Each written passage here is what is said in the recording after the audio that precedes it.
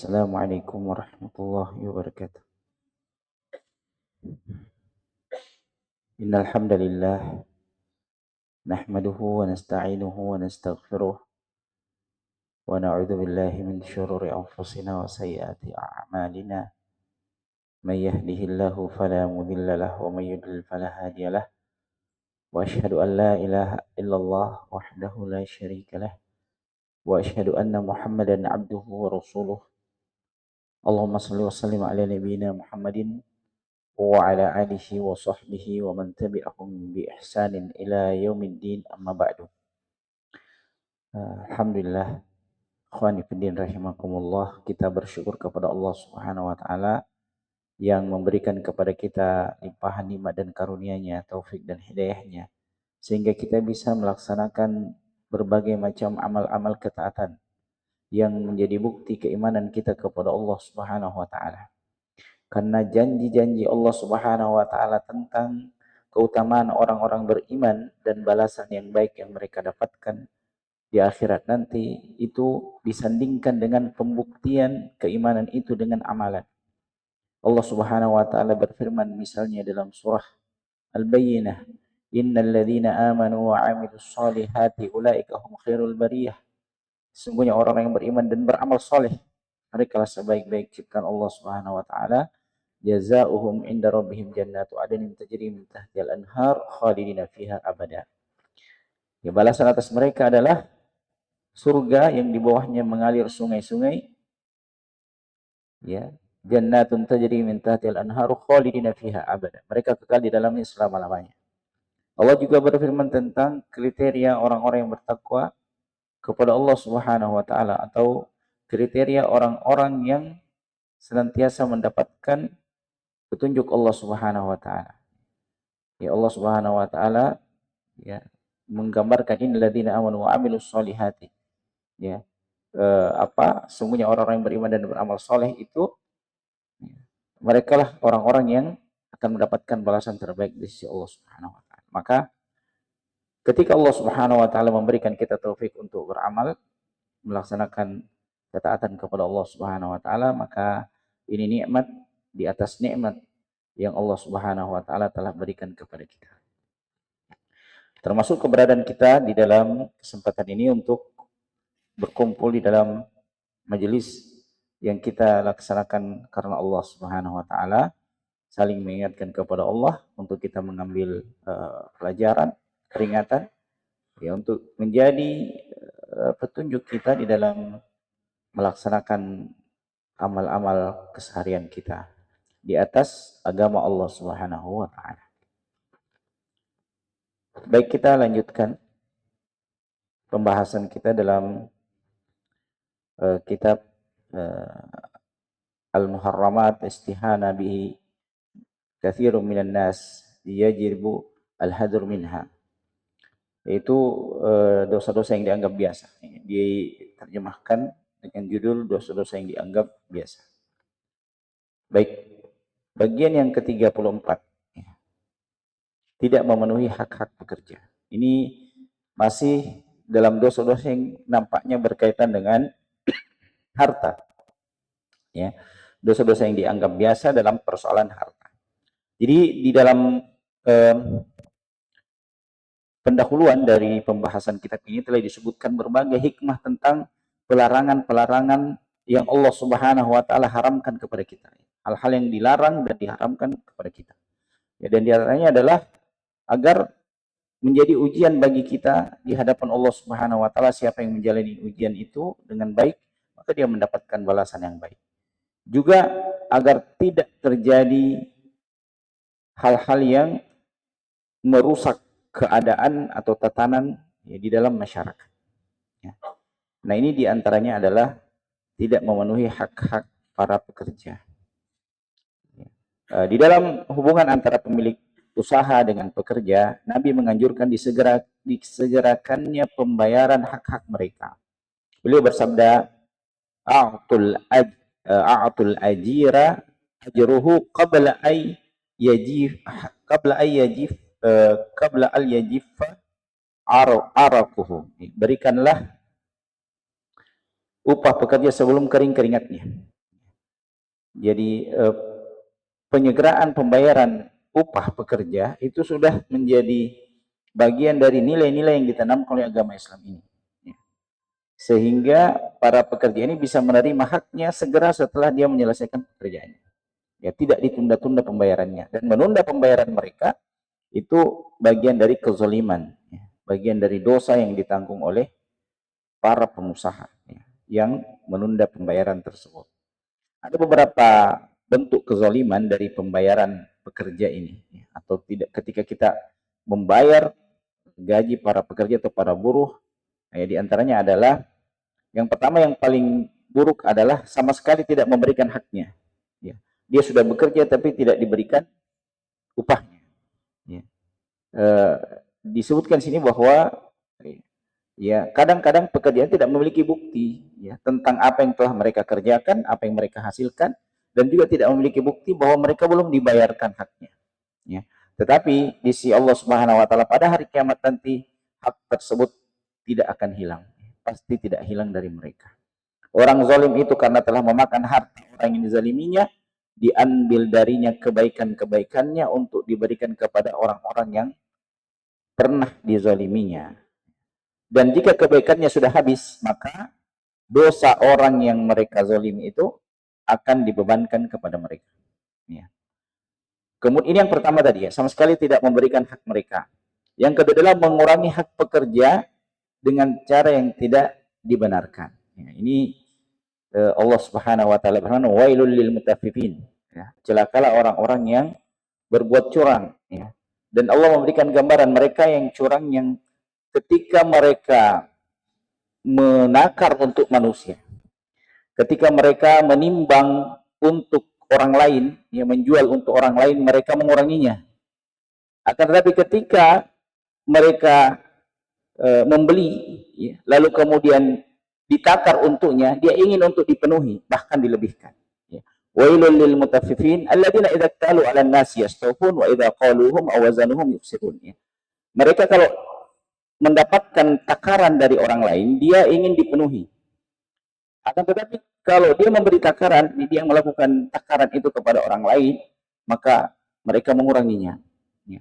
Ini kan sebenarnya hal yang banyak terjadi di kalangan kita. Kalau kita bertransaksi dengan orang lain sebagai pembeli, ya kita sebisa mungkin mendapatkan, ya, sebanyak mungkin apa yang bisa kita dapatkan dari orang lain. Sementara kalau kita ingin menjual, ya, kita ingin membayar, kita berusaha seminim mungkin, ya, pembayaran itu kita berikan. Nah, inilah karakter orang yang curang itu. Ya. Maka harusnya sebaliknya, ketika kita dalam posisi membeli, ya kita banyak memudahkan penjual. Misalnya kalaupun kita bisa menawar, ya, maka ya ketika itu tidak terlalu signifikan harganya, maka tidak perlu kita tawar. Bahkan ada seorang ustadz mengatakan di antara bentuk sedekah yang tersembunyi itu adalah tidak menawar barang yang kita tahu bahwa kalau kita menawar pasti diberikan keringanan harganya atau pasti diturunkan harganya. Ya. Nah, di antara bentuk sedekah yang tersembunyi itu seperti itu, yaitu di antaranya. Ya, karena salah satu di antara 7 golongan yang naungi oleh Allah Subhanahu Wa Taala dengan naungannya di hari kiamat, ketika matahari itu didekatkan 1 mil jaraknya, lalu tidak ada perlindungan dan naungan kecuali naungan dari Allah Subhanahu Wa Taala. Di antaranya adalah orang yang bersedekah dengan tangan kanannya, sedemikian dia tersembunyi dalam bersedekah, dalam berinfak, hingga tangan kirinya tidak mengetahuinya. Jadi sedekah yang dilakukan secara sembunyi-sembunyi. Nah, di antaranya adalah, di antara bentuknya yang bisa kita lakukan adalah, ya, tidak menawar harga kepada penjual yang kita tahu bahwa kalau kita menawar pasti akan diberikan harga yang lebih rendah atau diturunkan harganya. Ya. Dan demikian juga kalau kita menjual, ya, maka usahakanlah kita memenuhi, ya, sebanyak mungkin atau sebaik mungkin apa yang menjadi hak para pembeli itu. Nabi SAW memberikan gambaran orang yang terbaik di antara kalian adalah orang yang paling mudah kalau dia membeli dan paling mudah kalau dia menjual. Ya. Kadang memang penjual itu disenangi karena akhlaknya, karena kebaikannya, bukan hanya karena harga yang dia berikan yang lebih murah. Ya. Penjual yang mudah ketika dia menjual, ya, tidak terlalu banyak mengurangi takarannya atau tidak mengurangi takarannya, bahkan memenuhinya, bahkan memberikan kelebihan kepada para pembelinya. Ya. Ya, ada yang seperti itu, ada penjual yang ketika misalnya ada kelebihan pembayar atau ada kekurangan pembayaran dengan nilai yang tidak signifikan, maka dia mengatakan tidak usah dibayar. Misalnya harga-harga yang kecil, misalnya harganya 51.500, ketika dia bilang 50.000 saja Pak, dibayar 50.000 saja. Jadi ini yang untuk menutupi bahwasanya kalau kita untuk melawan itu, bahwasanya sifat kita tidak seperti itu. Kalau kita membeli, ya kita tetap berusaha untuk ya menetapkan takaran sesuai dengan takarannya. Bahkan kalau kita dilebihkan, kita minta untuk diberikan sesuai dengan kadarnya saja. Kecuali kalau misalnya penjualnya memaksa atau atas keridaannya. Ya. Ya, bahkan kalau kita ya seperti itu, kalaupun penjual sebagai penjual, maka berikan keringanan-keringanan itu. Kalau ada harga kelebihannya, ujung-ujungnya ya, sedekahkan saja. Kita katakan tidak usah Pak, bayar saja dengan nominal uang yang paling dekat pembulatannya. Ya. Kemudian yang ketiga, memberi pekerjaan atau menambah waktu kerja, tetapi hanya memberikan gaji pokoknya saja. Ya, jadi kan kadang kita seperti itu. Ada orang yang kita pekerjakan, karena kita sudah merasa bahwa kita ini yang mempekerjakannya, maka kita seenaknya menambah pekerjaan-pekerjaan di luar daripada apa yang menjadi kesepakatan kita sebelumnya. Ya. Tanpa memberikan tambahan pendapatan baginya sesuai dengan kelebihan pekerjaan yang dia kerjakan. Maka ini juga dia masuk di dalam kategori ini. Tidak memberikan hak-hak kepada pekerja. Kalau kita dalam kesepakatan kerja, maka kita memberikan pekerjaan sesuai dengan kesepakatan yang kita sudah sepakati bersama. Ya. Kalau ada tambahan-tambahan pekerjaan di luar daripada kesepakatan awal, maka seharusnya kita memberikan upah atas tambahan pekerjaan itu. Ya. Kecuali kalau kita menyepakati lagi kesepakatan yang baru. Ya. Jadi ini yang ketiga. Kemudian yang keempat, termasuk dari mengurangi hak para pekerja adalah mengulur-ulur waktu pembayaran gajinya. Ya.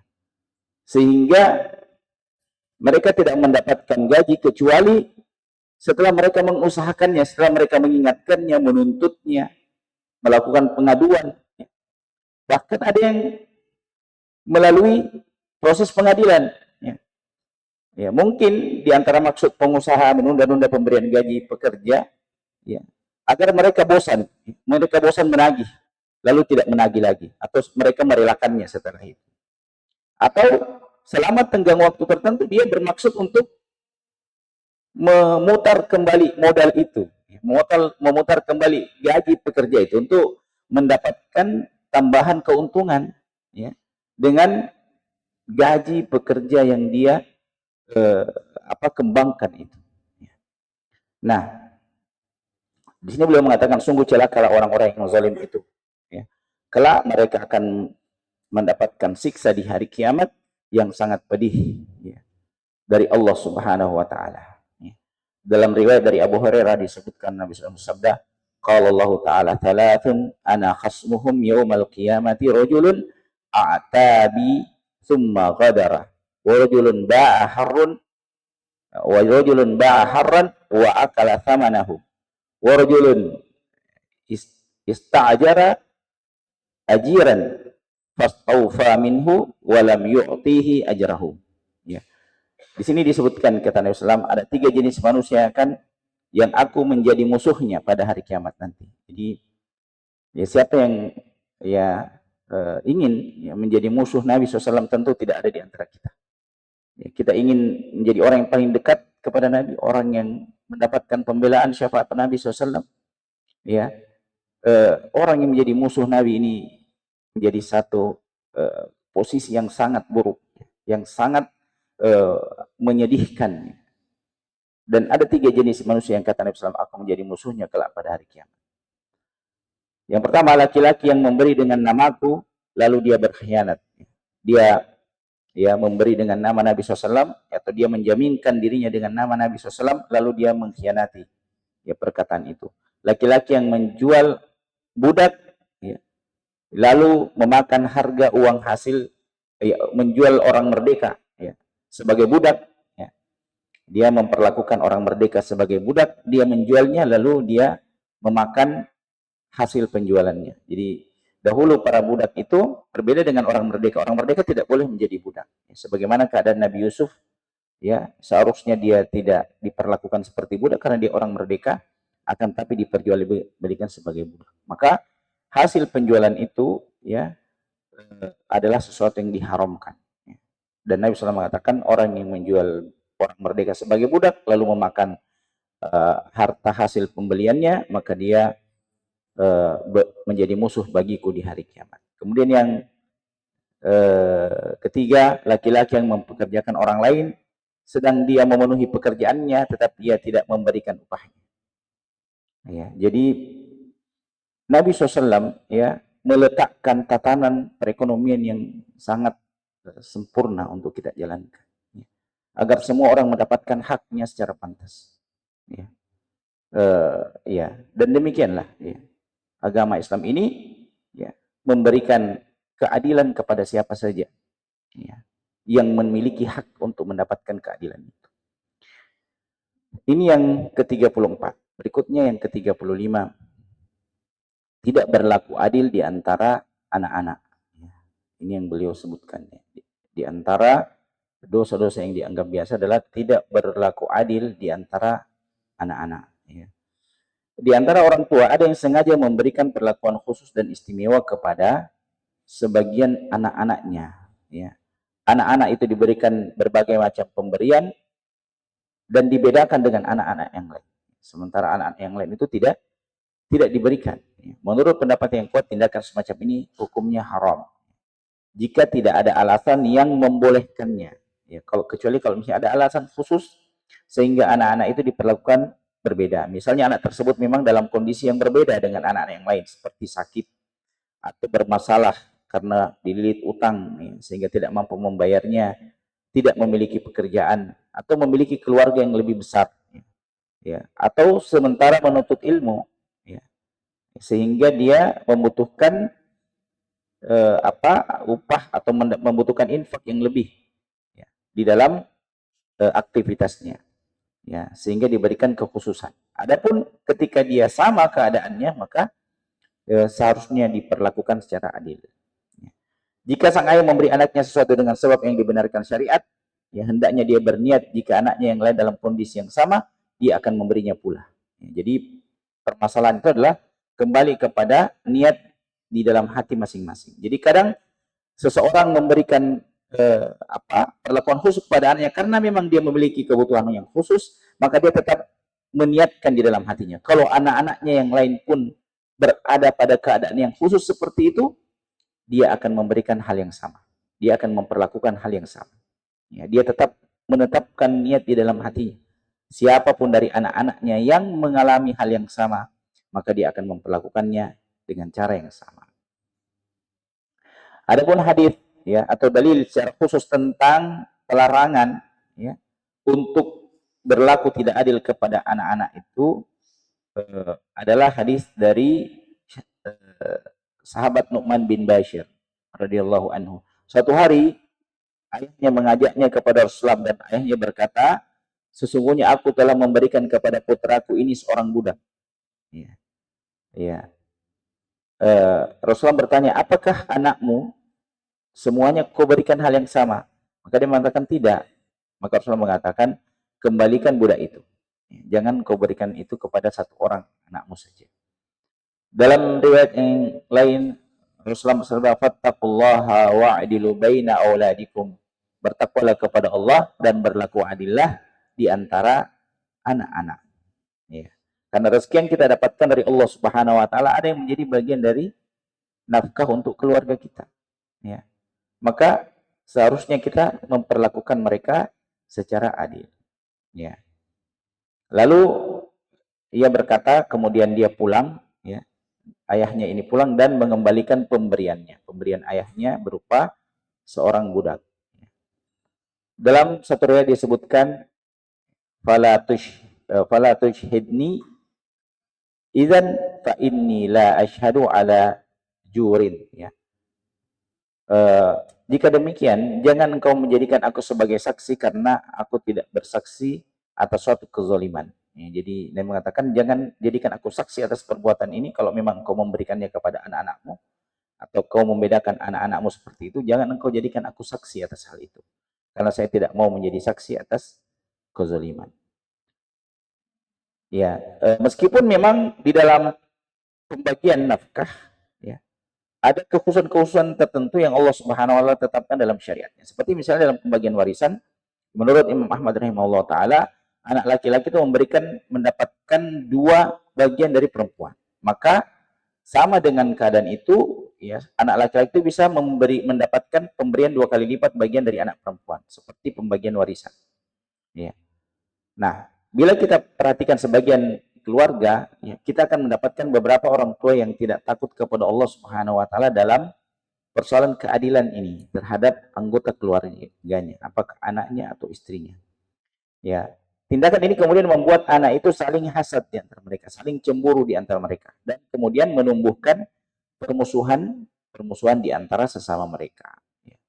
Sebagian ayah mengistimewakan salah seorang anaknya hanya karena hal-hal tertentu, ya, misalnya karena wajahnya mirip dengan keluarga dari pihak ayah misalnya, ya, atau hal-hal yang lain yang sebenarnya bukan hal yang merupakan kekhususan yang perlu untuk diberikan keistimewaan, ya. Atau mengistimewakan anak-anak dari salah seorang istrinya. Jadi kalau dia punya banyak istri, dia membedakan anak dari istri tertentu dari istri yang lain, ya. Ya, sedangkan anak-anak dari istri yang lain itu kurang dipedulikan. Hal itu misalnya dengan memasukkan anak-anak dari istri yang paling disayanginya ke sekolah yang baik, yang favorit, ya. Sedangkan anak-anaknya yang lain dari istrinya yang lain itu tidak dilakukan demikian.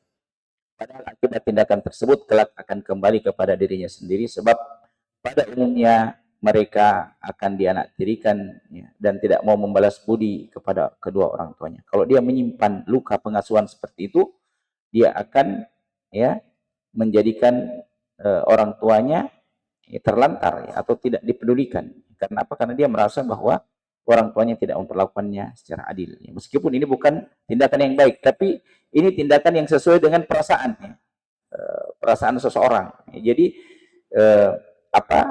meskipun secara syariat, ya, seorang anak itu harus berbakti kepada orang tuanya, tapi secara umum orang akan berbuat sesuai dengan apa? Sesuai dengan apa yang dia rasakan, ya. Tetapi ini bukan hal yang jadi standar. Standarnya adalah harus berbuat baik sebagaimana perintah Allah Subhanahu wa taala, ya.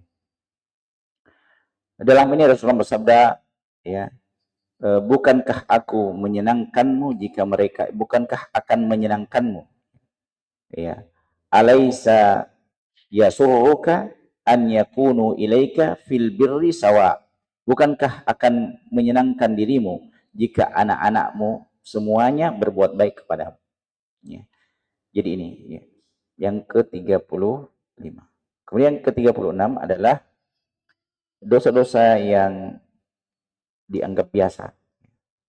Yang ke-36 adalah bagian yang ke-36 adalah meminta-minta padahal dia berkecukupan. Meminta-minta di saat dia berkecukupan. Ya.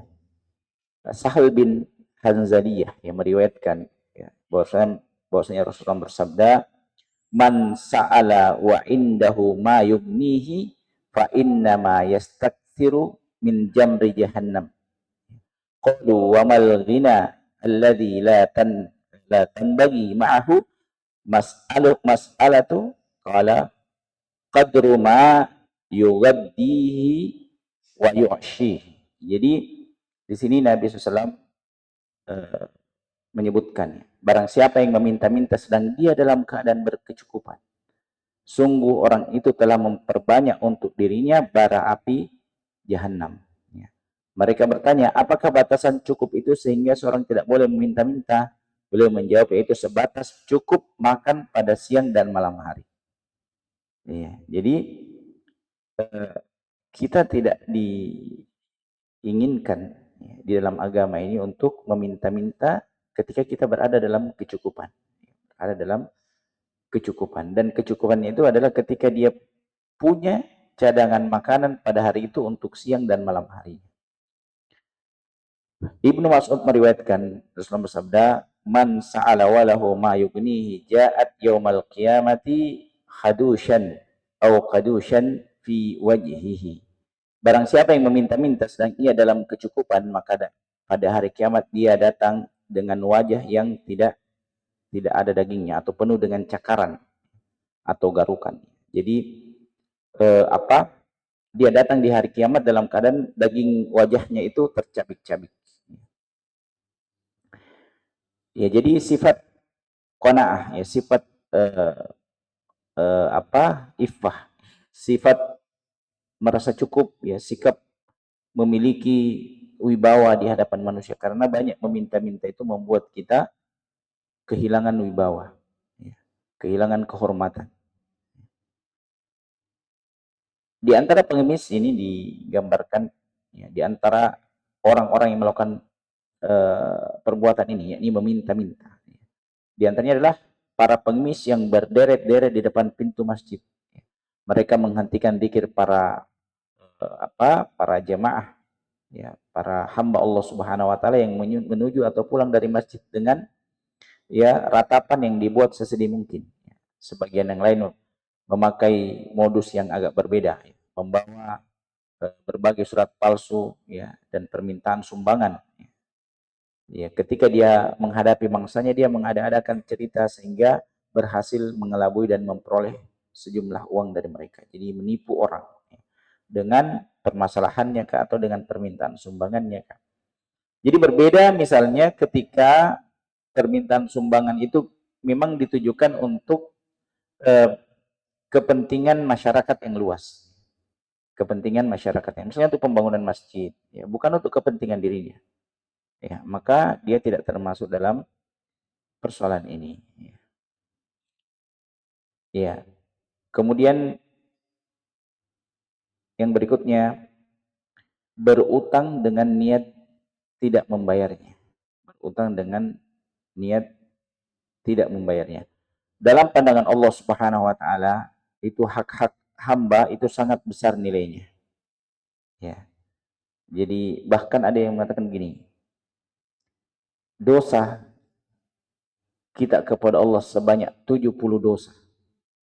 Ya, yang kemudian kita itu masih lebih ringan daripada satu dosa kezaliman yang kita lakukan kepada manusia. Karena dosa kepada Allah cukup kita bertobat kepada Allah Subhanahu wa taala dengan tobat yang tulus, ya, dengan tobatun nasuha. Adapun dosa kepada manusia, selain daripada tobat kepada Allah, dia harus diiringi dengan keridhaan orang yang kita zalimi. Kalau ada barangnya yang kita bawa, maka kita harus kembalikan. Ya, permasalahannya jauh lebih berat. Iya. Iya.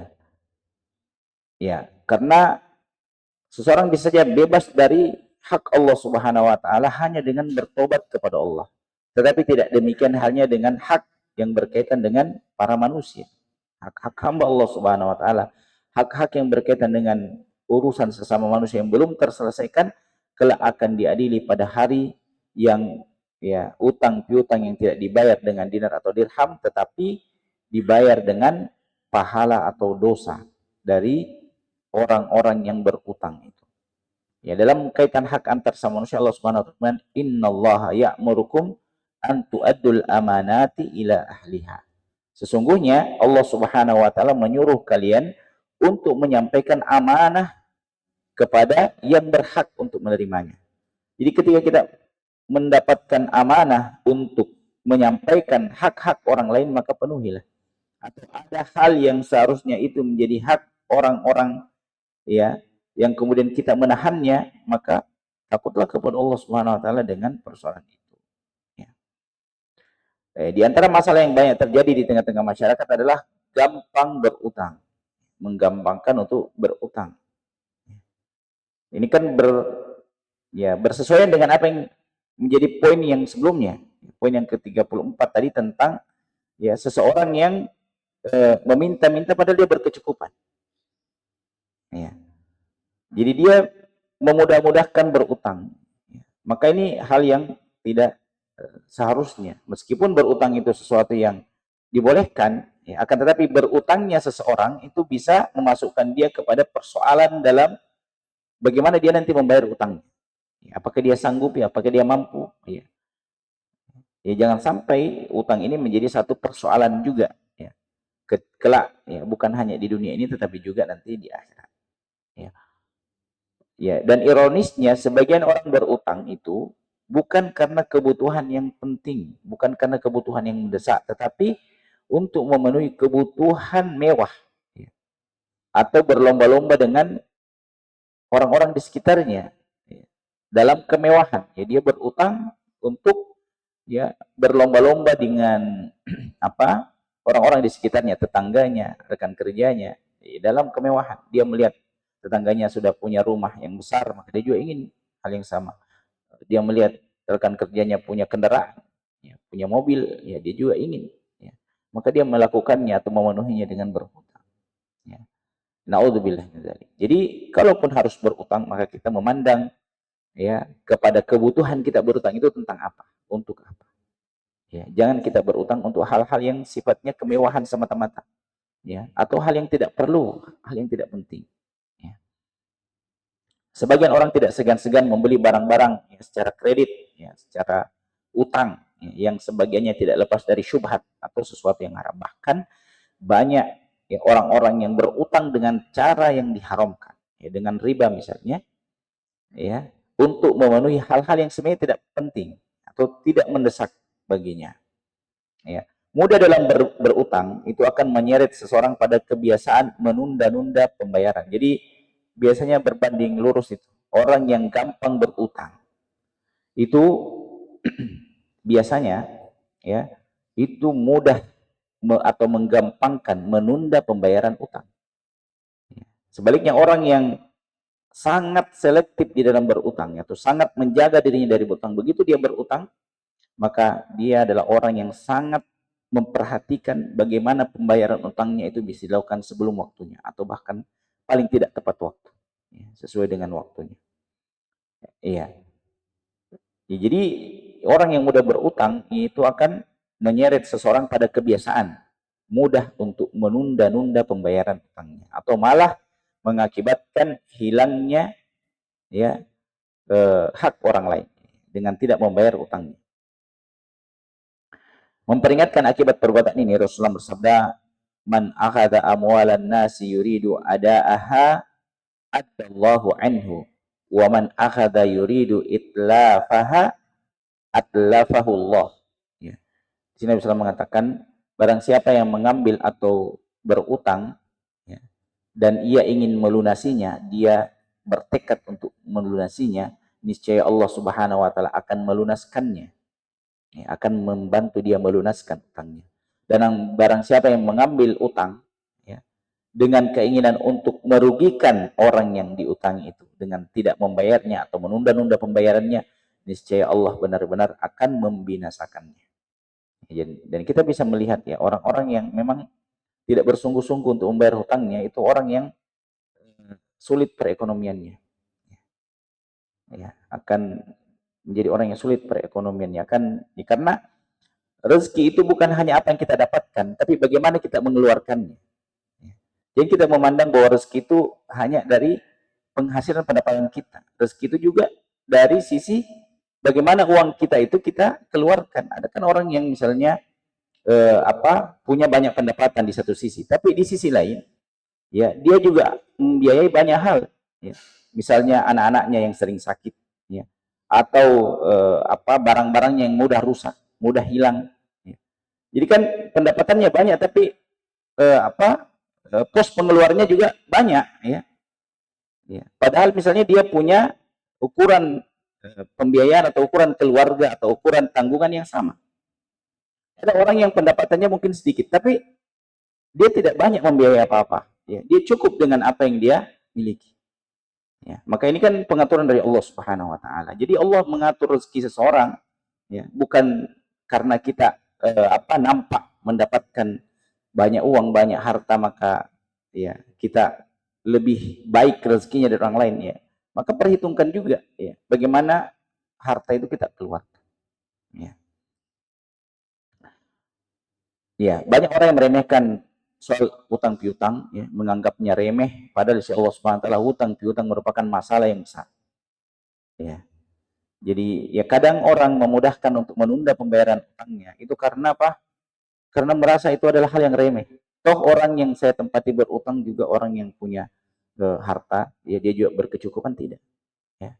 Persoalannya bukan karena itu, tapi persoalannya adalah bagaimana kita menjaga amanah di hadapan Allah Subhanahu wa taala. Bagaimana nilai dan kehormatan kita di hadapan Allah dan di hadapan manusia. Kalau kita memudah-mudahkan untuk menunda pembayaran utang, maka ya kita akan jatuh kehormatan kita di hadapan manusia. Orang kan tidak memandang lagi kita sebagai orang yang memiliki kehormatan. Karena apa? Karena kita tidak amanah. Kita tidak bisa dipegang janjinya, tidak bisa dipegang kata-katanya. Ya. Dalil yang menegaskan hal ini, yang menegaskan bahwasanya urusan utang piutang ini adalah perkara yang besar di sisi Allah Subhanahu wa taala, ya.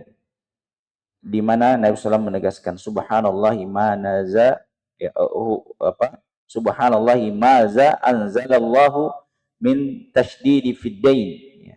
Maha suci Allah Subhanahu wa taala, betapa kerasnya apa yang diturunkan Allah dalam urusan utang piutang, ya. Walladzi nafsi biyadih, demi zat yang jiwaku berada di tangannya, lau anna rajulan qutila fi sabilillahi thumma uhya thumma qutila thumma uhya thumma qutila wa alaihi dainun ma dakhalal jannata hatta yuqda anhu dainuhu. Maha suci Allah Subhanahu wa taala, betapa kerasnya apa yang Allah tetapkan dalam hukum hutang piutang itu. Demi zat yang jiwaku berada di tangannya, seandainya ada seorang laki-laki berjihad di jalan Allah Subhanahu wa taala, kemudian dia terbunuh, mati syahid, dia dapatkan pahala yang besar. Lalu kemudian dia hidup lagi, berperang lagi, mati syahid lagi. Ya. Kata Nabi SAW, dia tidak masuk surga sampai dia menyelesaikan masalah utang piutangnya dengan orang yang dia berutang dengannya. Ya. Bahkan orang yang mati syahid 2 kali, ya, ini tidak mungkin 2 kali, tapi orang yang mati syahid 1 kali, kan kita kesempatan mati syahid cuma 1 kali, karena kesempatan mati 1 kali. Ya, jangankan yang mati syahid 1 kali, mati syahid 2 kali pun tidak bisa, ya, menyelesaikan urusan orang dengan utangnya kepada orang lain. Dia tidak masuk surga sampai orang yang dia tempati berutang itu ridha, ya, kepadanya. Ya. Iya.